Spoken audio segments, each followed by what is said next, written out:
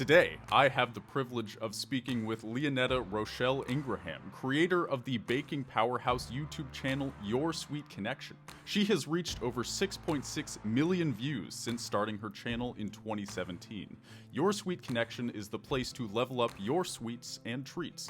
Whether it's candied apples, chocolate-covered Oreos, stuffed waffle cones, or candy cane vodka shooters, Ro is your girl. She's got your back in the world of delicious and aesthetic sweets. This is, of course, the Video Creator Podcast, where we specialize in how to turn your YouTube dreams into a lucrative reality.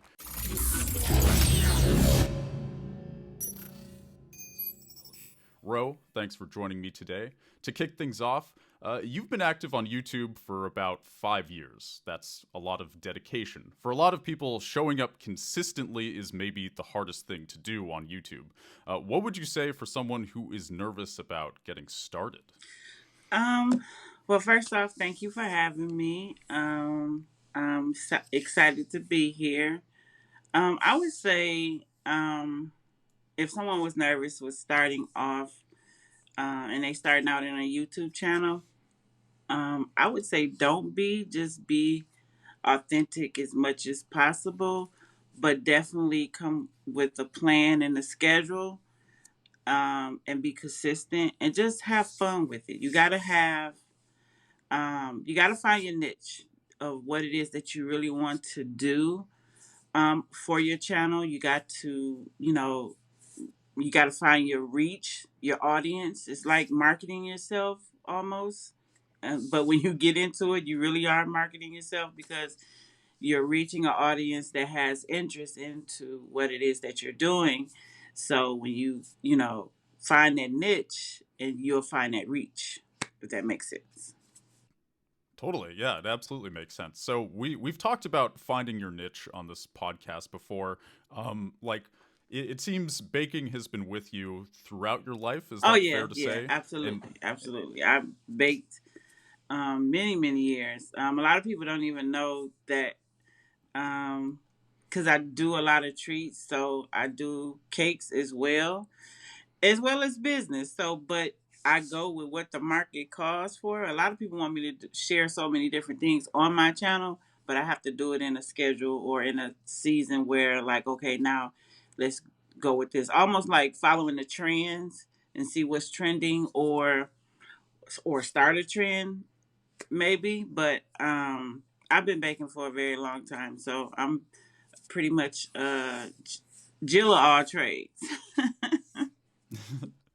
that's what I like to hear. And I always recommend if somebody wants to be on YouTube and monetize it, that is to monetize something they're passionate Mm-hmm. about. Clearly, as you said, baking's been with you for a long time. How did you know that this was the right avenue for you to start posting to YouTube? And you, of course, have side businesses associated with your YouTube channel that we're going to get into. But how did you know that baking was the right thing to do this? Like, did you always want to have a presence online and be famous, so to speak? Or is your goal more you want to share baking and how to make sweet treats with the Yeah, world? now Like, definitely I wanted what's to your goal share here? with the world. I wanted to, um, well, I was doing online, so I have a couple of groups. And the group I started was Divine Baking Divas, and that's where it started. Well, actually, it originated from Periscope.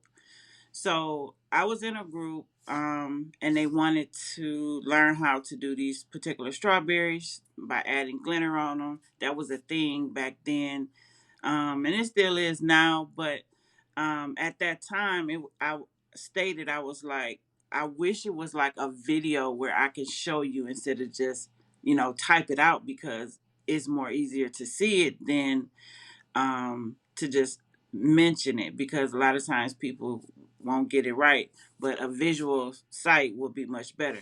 So um, I went to Periscope. From Periscope, I went to created my group, which had over a thousand people. Then it grew up to 3,000 people in this one group.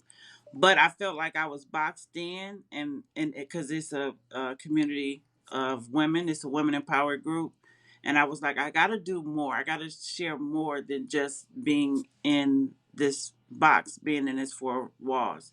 Don't get me wrong, it's an amazing group.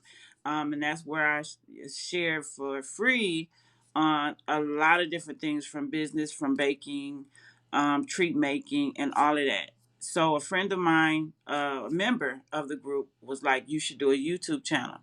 Tried to do YouTube with just the Divine Bacon Divas group, and I was like, I had the wrong mindset at the time, because at that time I was thinking like, oh, if I put this video up, I'm gonna get all these million views, because I was like, yeah, I got the sauce, I got the sauce, but that wasn't the key, so it discouraged me, and I was like, nope, YouTube ain't for me. It didn't even last a couple of weeks that I changed my mind, but when it was like a year went by, and then a year went by. Hold on. Gotta All good. charge up. Hold on. Oh yeah, definitely important.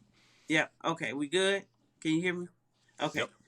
Yep. So a year went by, and I decided, okay, this is what I'm gonna do. In order to share, because I started getting into sugar art. I was traveling, doing different shows, Food Network shows, doing recipes, and I was like, okay, I got to do this YouTube, because now I'm being required for too many different things. So I had to come up with a plan. I came up with a strategy, and I was like, if I'm going to do this, let me look into what YouTube is really about. So I just started outsourcing and just researching on different channels. And it was crazy, because I did look at different food channels. I looked at like CJ So Cool. At the time, it was Queen and Chris and Queen or whatever. And my daughter was like, "Ma, look at these channels." And I was just seeing like their format. And then I looked at different baking channels. And I was like, "Ugh, my setup ain't like this. Like, how am I going to do this?" So I was like, you know what? I just got to do it.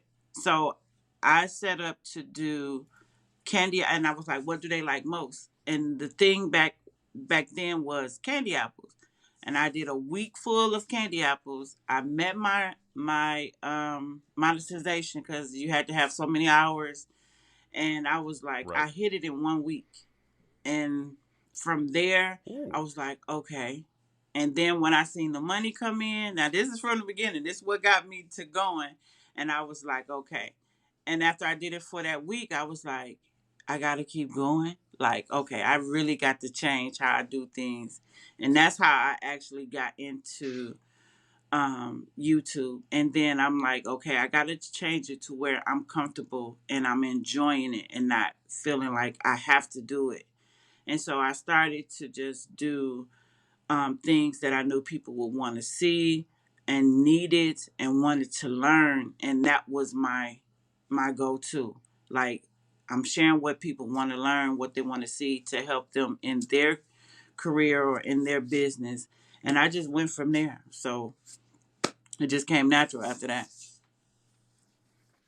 That is awesome. Thanks for sharing your YouTube journey. That's also really impressive that you hit monetization in a week. For those who don't know, it requires 4,000 hours of watch time and 1,000 subscribers. So that's quite a milestone to hit in a Yeah, week. yeah. Is it I still the think same? Because back then I know it was something different. So yeah, it's. it has changed a couple times over the years. So maybe, do you remember what it was when you got monetized? I think my watch time. What is it now? That's a shame. It's 4,000 hours of watch time and 1,000 subscribers. Okay. So back then I didn't need to have 1,000 subscribers. It didn't matter how many subscribers you had. You just had to get that 4,000 that watch time, and that's what I had got. Gotcha. Still, I mean, 4,000 Yeah, hours four is thousand hours. that's a lot of Yeah. hours. People were watching. You were showing people what they wanted to see. I was like, if So I'm gonna that is do this, I'm gonna wonderful. do this in a week, because I see how many people was watching. So I was like, okay. So every day I watched it, and I was like, okay, I'm almost there. I'm almost there. And then when I got the notification, I told my daughter, I'm like, I did it. We there. We did it. And so I was like, okay, Oh, what's next? that's beautiful. hmm So, speaking of monetization, I noticed you have several revenue streams here. So, you have an online academy, you obviously have your YouTube revenue, you have an Etsy shop.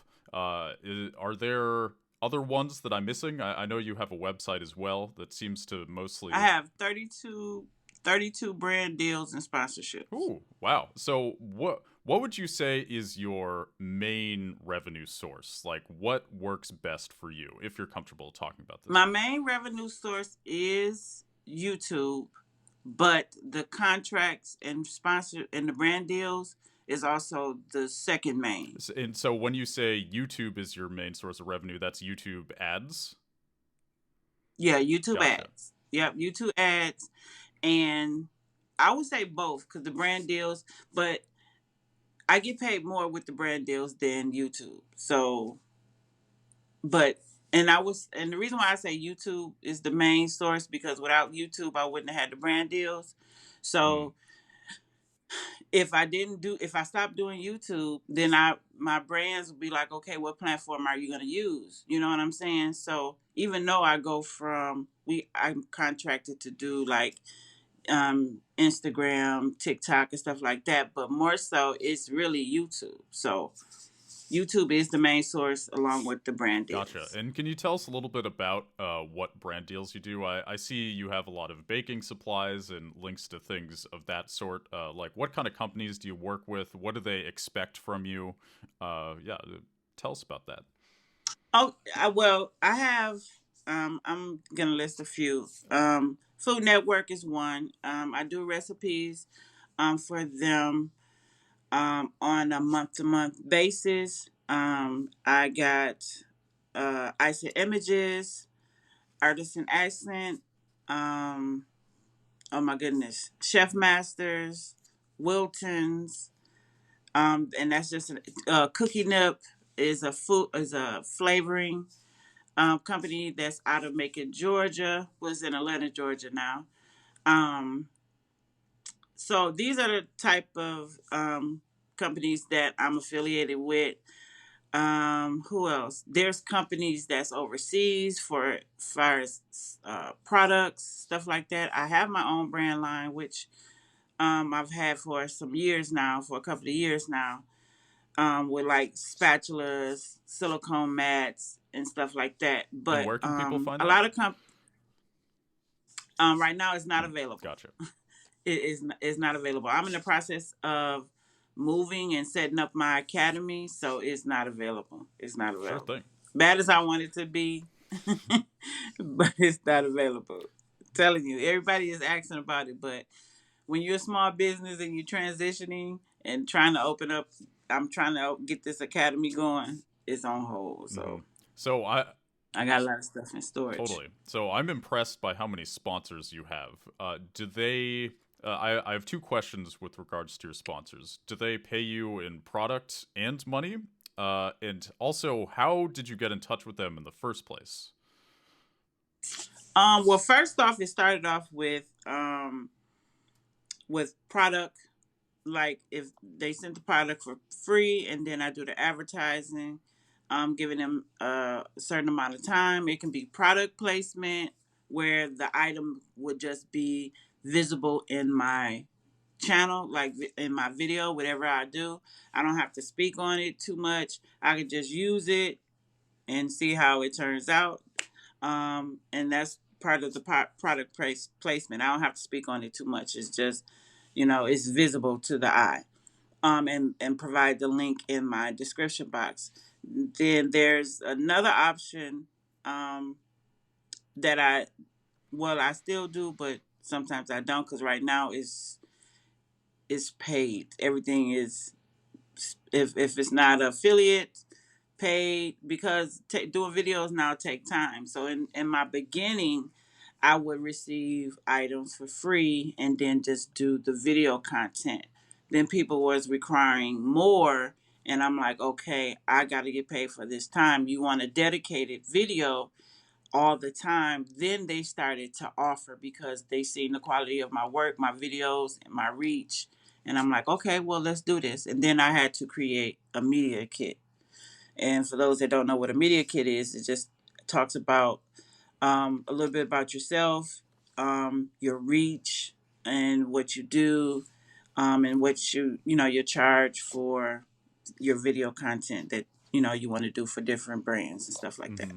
And so, did they reach out to you? These companies? Did you reach out to them? Was it a Yeah, the combination? so I've only reached out, actually, out of the 32, I reached out to two Oh wow. companies.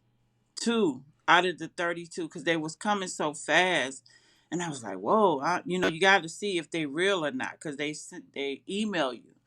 And so you respond to the email, they see if I feel it's affordable. And every deal, I mean, I get a lot all the time, but every deal ain't always a good deal, because I tend to utilize what is in my niche. You know what I'm saying? Like, I'm a baker. Um, People, and I could be in the public eye, so I would do beauty if some brands would send over beauty products. But I'm not a gamer, so it's a lot of people send stuff for gaming. I just wouldn't. I mean, I don't I don't think no amount of money, because I'm not a gamer. I wouldn't know what you would want me to do with that on my channel. Now, if it was a product placement, then yeah, I put it in my video, but it wouldn't make sense. Hmm. You know what I'm saying? Right. So, I guess when I get to that bridge, I cross it, but it just don't make sense to me. It's a lot of gamers have wanted me to share, but it don't make Totally. sense, Uh huh. because the more, if I keep placing something in my video, then I have to talk about it, and I'm not a gamer. So those type of um, inquiries do come through your emails, but more so, all of them come through the email. I respond and give them either my media kit, or we talk through email and or over the phone if we need to go further. Great. And I think you're smart to be picky with sponsorships. Like the wrong sponsorship, it'll drive people away or just kind of come off as weird. And like that, there's definitely Yeah, good and I advice don't for want my people. channel to be like a sale pitch all the Right, right. You time. don't want to sell out. You want to stay true to Yeah, yourself and why you got into this in the first place, and that's great. Like right. you got lots of brands, and they are all very relevant to you, and that is wonderful. Mhm. So I also, I did a deep dive into your channel, and you have quite a lot of videos that are over 100,000 views. That's quite a Right. number to hit consistently. Um, your most popular video is coating candied apples with jimmies, essentially. You have a lot of candied apple videos. Is there anything you Yeah. noticed, like why did those videos do super well? Like is there a trend that you noticed for what made a video succeed? Mhm. That was, I mean, and here's the thing. Candy apples has been a hit. Everybody wanted to make candy apples, and um when I so like when I do videos, I research on YouTube just to see who has done it. When I first started off in YouTube, there was one person that was doing candy apples, but she wasn't doing them like me. So that was something different that I was gonna bring to the platform. So I was like, oh cool, I'm gonna bring something different to the platform, because I know everybody's looking for this. And in the community, at that time, a lot of people wasn't sharing how to do them. You had to buy a class to do it. So I shared my recipe. I created my own recipe, which is the 411 recipe, which is the 4 cups of sugar, 1 cup of water, and 1 cup of light corn syrup. And I was like, wow, if I create my own recipe, and I did that in my group, I was like, that'll really, you know, get people, to come, and I can reach out to more people. And it just worked. So I just started doing different apples, and I was like, well, I don't want to do them all the time. So I started doing other things to show them, like, okay, I can do other things, because when you reach different people, they don't know about my group or what I've shared in the group. But those apples was always a hit, because people wanted to learn how to do them, because either you had to pay for a class, or they were just doing them on their own. So I brought something different, and those, apples, it's always a hit. I can probably do a new candy apple video, and it'll be a hit. I mean, on my TikTok, I got like a 1.1 million views on a black candy apple. I was like, man, this is Wow, crazy. wow. But that's what they looking for. So, So, your TikTok presence is also interesting. Like, how do you differentiate what you post to TikTok from YouTube? Do you have different strategies with those platforms? not yet. It's really hard because you try to bring something different. So I repurpose my content over there, and I just cut it down because it's a short form content. So it's because I teach and do so much. It's been manageable. I got two brand deals off of it. I'm like, Oh, man, hell I yeah. haven't even, and I'm. So I was like, what the heck? Is this real? Like, but I was like, okay, this is cool, but now I have to work this out into my regular program. Like, doing YouTube is a job. It's a regular program, that is, it stays consistent. I mean, you have to stay consistent in order for it to work. So if you're going to repurpose content that is on one platform to another platform, you got to change it up a little bit. And so what I do is give them a little bit from on that platform, and then they want to see more, then they come to the YouTube channel. So, um, I just make sure I let them know to channel them over to my YouTube.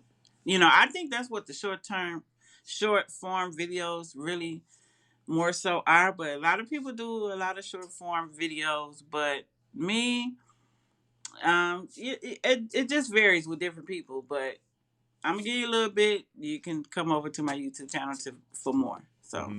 Definitely. And so I think one of the biggest challenges of succeeding on YouTube or any platform is balancing that with the rest of your life. I know you have a family, and so I was curious, like, how many hours a week do you put into all of this? Do you have a side job? Like, what kind of other commitments are you balancing? So yeah, how many hours a week, and what else are you balancing this with? This is my full time job. YouTube is a full time job for me. I I'm working daily. Um, I do. Oh my goodness, it's so much. So I teach online. I have a business class that I'm teaching online right now. It's business basics. I teach people how to start their business, which I noticed in the community, in our baking community. A lot of people don't talk about the business aspect of it. There are few people that do, and they're really good, but I always want to bring people to the basics to start them out, to build them up to where you need to be. So you got to know how to start something, to be able to manage it, to bring it to its success, and then be successful, because there's levels, to everything. So YouTube is full time for me. I teach online, on the weekends. So I just started back by coming back from Houston. Um, then on top of that, I have TikTok. I got Clubhouse. It's just so much, but it's on a schedule. Everything is on a schedule for me. But the main thing is I'm scheduling out. Like, I got a book, just a schedule to do my content, and I do majority of my content on the weekend. So I do probably, I can record 4 to 5 videos and then schedule them out to post throughout the week. So a lot of times people think I do them day by day, which I used to, but majority of the time I'm doing 4 to 5 videos, at a time in 1 or 2 days, and then, schedule them out and post them out through the week. And do you have a strategy in terms of your posting schedule? Do you just kind of release when it's done? Like, Mornings for me, mornings or noon. So it's either between 10 and 12 or 4 and 6 for me and when it comes to how YouTube. did you decide on that? My reach, my analytics. I look at my analytics a lot, and a lot of times I hit good in the morning because that's when they're looking for my videos. Now, if I'm gone too long, any YouTuber needs to hear this. If you're away from your channel for so long, it is so hard to get it back up, to get your reach, to reach out to people, because whatever YouTube does, they like put you in the back channel. Like, you got to work yourself back up. And I've had the moments because I was traveling to different cake shows, and then when I was done with cake shows, I came back to do my content or try to do content. And editing takes, I can put out a 15 minute video. It's going to take 3 to 4 hours, or even sometimes 6 hours, just to edit a video.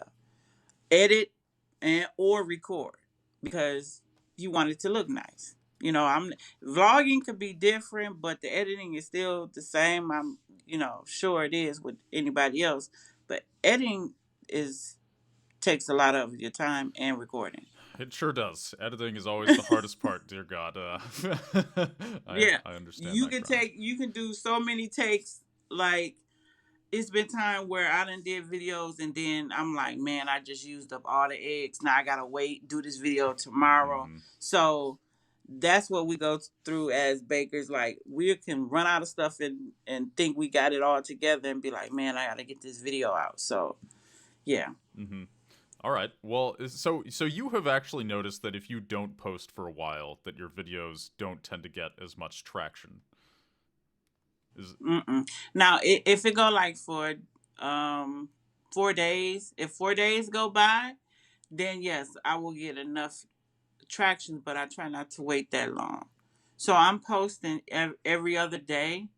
I had a challenge last month, which I didn't meet that challenge. I challenged myself to post every day. That was hard. yeah, I bet. That was hard, but and I was trying to challenge myself and to see what my reach would be, my analytics, just checking to see what the analytics would be. So far it did okay, but not what I was expecting. So Gotcha. still gonna work on that this month. Hmm. So, with this being your full time job, clearly, like the classes you teach and all the ways that you're monetizing is working very well. One of the hardest things I think for people who have succeeded on YouTube is getting their audience to transfer over into classes or buying merchandise, or basically getting them to follow you on other platforms besides YouTube. Like, do you have any advice for getting your audience to, for instance, be interested in your classes? Clearly, this has worked for you. So, how did you make that work? I I'm always coming with a strategy for something that I want to work, because it has to make sense. If it don't make sense to me, I know it ain't gonna make sense to my audience or the people that I'm trying to reach. So therefore, if I'm teaching a class and I want people from the YouTube market to come over, or to have an interest, first off, they have to see what it is that I'm doing, what I'm capable of doing. And if they know that and they see it, then they know that, oh, this class is going to be good. And that's what I aim for every time. So I aim for quality over quantity. So if the quality of my work speaks for itself, and if that's what they're willing to learn, um, I I talk it up. I talk about what I'm going to do, show them, and just have them channel over to. So I just have to market it and advertise it. That's what we do. You want to market your stuff and advertise your stuff to make sure that um, your reach, understand the people that you're reaching out to, understands what it is that they're going to be learning. And then you just be consistent on it. You just can't talk about it one day. If you got to sell and you want them to be a part of this class, or you're trying to sell a class, you got to keep talking about it, just like any other advertisement that you see being reran over and over again, because somebody may not see it that day. You just got to keep talking about it, talk it up until um, you get that, get the numbers, or you sell out in that class, and you channel them down to other platforms. Check out my Instagram. You'll get this information here, there. So, that's how I work it. That's my strategy. For sure. So it sounds like the most important thing is just consistently pitching the things that you want people to be interested in. And you Mm-hmm. said you release a lot, which clearly shows on your channel. So do you, in every video, say, hey, check out my classes? Is it every other video?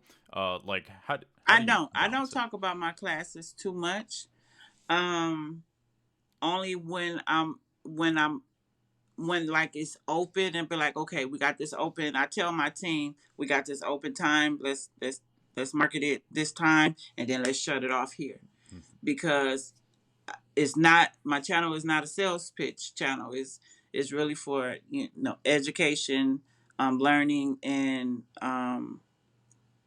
just giving that content for people to come and learn. But a lot of the things that I use, they want to use. So therefore, if I have it available, or if someone has it available, and 9 times out of 10, if I'm sharing it on my channel, somebody is gonna sell out, or that, because that's what I'm running into right now.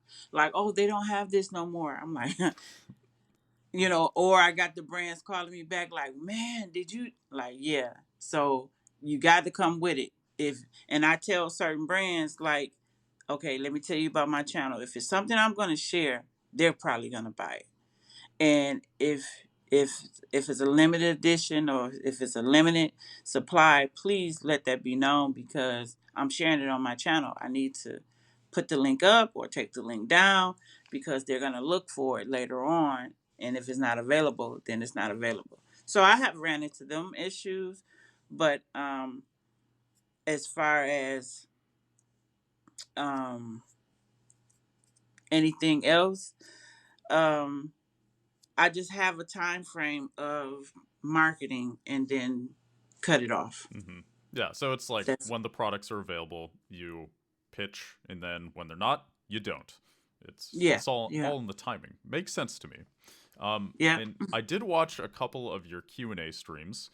Streaming on YouTube is, among YouTubers at least, it's a bit controversial in the sense of people aren't sure if it helps, does it hurt? What has your experience been with streaming? Like, did you feel you connected with your audience more? Did you feel like it helped you sell classes or merchandise or anything? Like, what's your experience been with streaming on YouTube?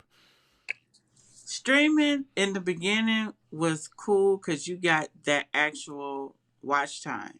You know what I'm saying? People are watching in real time, like they're watching, and you get that watch time. But um, it's been okay for me, for people to, at that time, depending on people that's coming in, and then people that's coming to watch.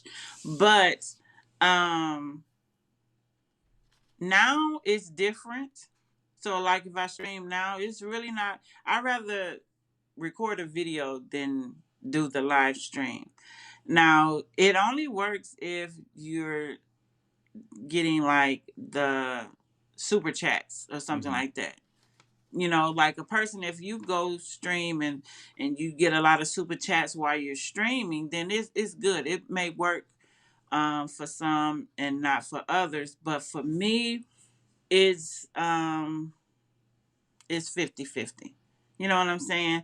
And I don't like to stay on long at all, because I may lose my audience. You know what I'm saying? I got to have something that I'm talking about, that's worthwhile, and I got to have a time frame for it. So for me, it don't work as well as I wanted to, and I feel like maybe I ain't got to that point yet, but later on I probably will. But other than that, it don't work well for me when it comes to my monetization, but the reach, it does. And they like to see me live. So I try to do as much as I can, but I don't do it too often. Now, I used to do live videos where I was doing content, and I was like, well, I'm not going to do that anymore, because people wanted to get right to, everybody have and then nowadays have this short tendency span. So Mhm. they want to get right to what you're creating. Like, okay, what's next? What's next? Like, we got to go through all of this to get to this. So, that's what the days we living in right now. So, Yeah, definitely. And I think you're smart to do Q&A streams as well. Like you talked about experimenting with doing content while live streaming. And I think it's good to like have the live stream be its own thing. So like you do mm, Q&As, and as far as I can tell, the only place you do questions and answers is on live streams, which I think is mm-hmm. good. That's a reason to tune in, right? Is people get to Yeah, directly ask you questions live, which right. is fun. It's cool. They can Mm-hmm. find out things maybe they never otherwise would have. Yeah, and Right. I think also streaming occasionally, which you do, seems to be the best avenue that I've seen across many channels. It's like you don't want to do Right. it every day. Even once a week can be pushing it, but occasionally I think, Right. yeah, Yeah. occasionally it's good to give the audience a live view of you, and it kind of Mm-hmm. breaks the fourth wall a little bit. Mm. Mm-hmm. Yeah. It's true. Definitely.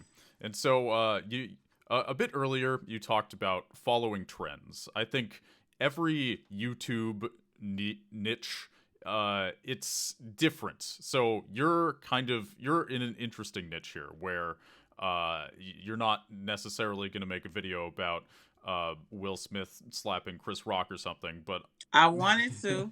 I was gonna do like a dessert on that, but it was gonna be funny. maybe you should. What's stopping you?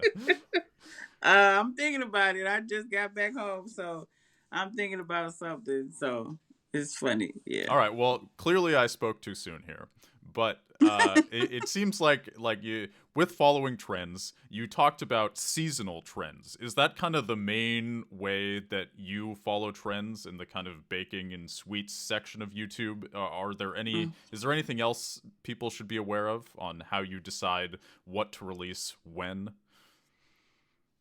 Um. Really, it's the trends or something new. That I may come up with, but it's really the seasonal trends or like with the Will Smith. It's hilarious. I was gonna do like a whole cupcake decoration, and yeah, it was gonna be like a pull apart cupcake with their image, but I don't know. We got to see how that works, but yeah, that's mainly it, like far as following the trends and stuff. So it do, pick up because YouTube do put you up in them recommendations if they see the reach, people interested. So Hmm. yeah. Yeah, I think that is a phenomenal idea. I think you should definitely record that video as soon as possible. Put it up, send it out to the world. Right before it dies down, because it ain't died down yet. Seriously, My like God. the fact that I'd say like any meme that has a longer shelf life than 48 hours is probably going to be around for a while. Like not every meme makes it into the long term memory of people, and I think this one will. So Oh yeah. like that, Oh yeah. Definitely. definitely something to be aware of. Okay, so Yeah. Definitely. you seem pretty open minded as far as marketing as well. Like Oh you're yeah. willing to hop on these trends. I think that's great. That's an important mindset to always be in when you're in this industry. Yeah, Mm-hmm. so I am curious, is there do you have a motto or like a driving motivation behind all of this? Like what do you tell yourself when you wake up in the morning that gets you fired up?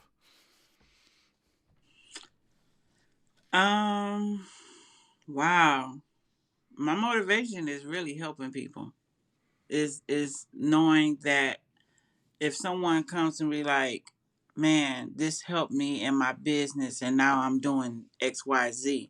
So my motivation is a drive for my first of all my kids, my family, um, and the people that I help.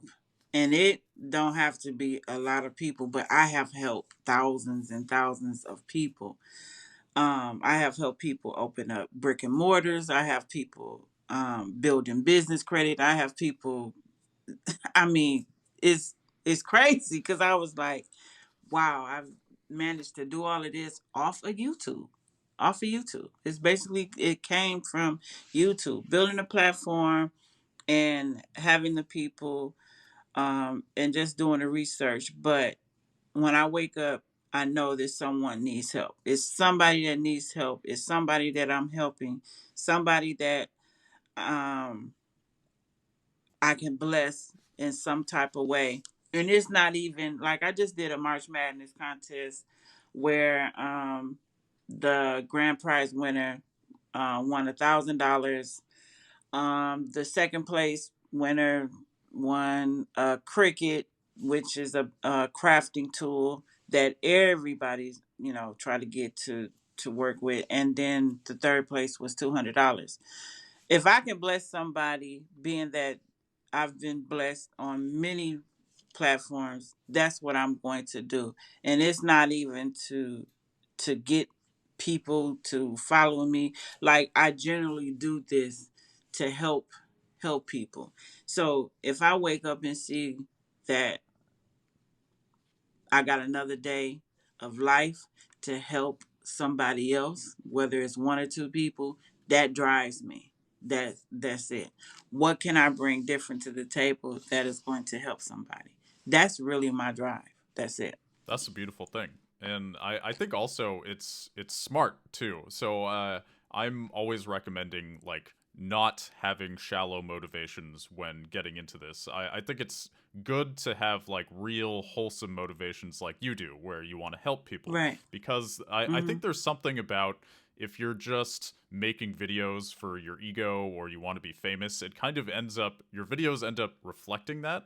And like, Yeah, and I mhm. don't want and I seen that. And I seen like and that's why I do a lot of research and see what's trending or see what's out, see what people are watching, and what advantage do I have when it comes to my channel. You know what I'm saying? I'm not trying to be the next Rosanna. I'm not trying to be the next. I'm being Ro. I want people to know me as who I am and what I do. You know what I'm saying? And so far, that is working for me. Is because when I go to different cake shows, be like, oh my God, that's Ro. It's your girl Ro. It's your girl Ro in the building. Or Ro, you coming to give me life, girl? I got my life, and it's always somebody telling me like, oh my God, you gave me life on this, man. I included this and I did this. That I love to hear. Like if I added something to your life, to your business, and it's working for you, then my job is being done. I'm doing what God called me to do, and that is the top top of the icing on the cake for me. It's not to be the next popular. I didn't get into YouTube to be popular. I got into YouTube to be more. Um, what's the word I wanted to say?